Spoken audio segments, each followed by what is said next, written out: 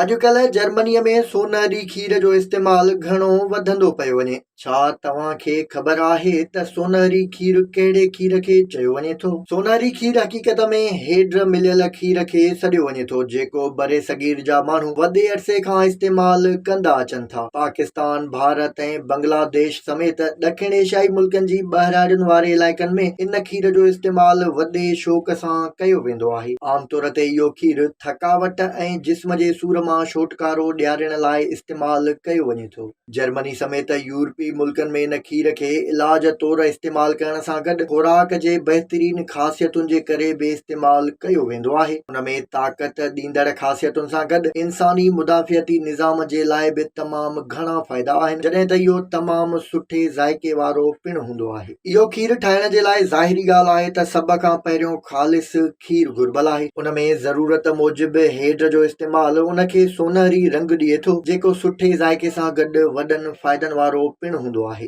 माहिरनि जो चवणु आहे त इहो खीर पीअण सां जिस्म जी सोज जे ख़ात्मे समेत हाज़मे वारे निज़ाम में बहितरी जे लाइ पिणु फ़ाइदा माणे सघजनि था। इन सोनहरी खीर में हेड सां गॾु सुंढ ऐं दारचीनीअ जो बि इस्तेमालु करे सघिजे थो, जेके पिणु सिहत लाइ इंतिहाई फ़ाइदेमंद शयूं आहिनि। सुंढ ऐं दारचीनी जे इज़ाफ़ी इस्तेमाल सां इन खीर जा जिस्म जी सोज ऐं सूर जे ख़ात्मे समेत ख़ूबसूरती आणण सां गॾु ॿिया बि केतिरा ई फ़ाइदा थियनि था। इहो खीर ख़ासि करे शुगर जे मरीज़नि लाइ इंतिहाई फ़ाइदेमंद खुराक आहे, जंहिंसां न रुॻो रत में शुगर जी सतह खे बरक़रार रखी सघिजे थो, पर दिलि जी बीमारियुनि जा ख़तरा बि घटाए सघजनि था। इन खीर में कारा मिर्च ऐं माखीअ जो इस्तेमालु इन जे ज़ाइके खे अञा बि वधीक बहितर बणाईंदो ऐं फ़ाइदनि खे वधाईंदो आहे। सोनहरी खीर तयारु करण लाइ ख़ालिस खीर में ॼाणायल शयूं मर्ज़ीअ मूजिबि इस्तेमालु करे हल्की बाहि ते रखी छॾियो ऐं उनखे चमचे सां गॾाईंदा रहो। खीर गरम थियण खां पोइ उनखे थधो करे ऐं छाणे इस्तेमालु कजे त इहो अखियुनि जी रोशनी, मादे जे मसइलनि, हाज़मे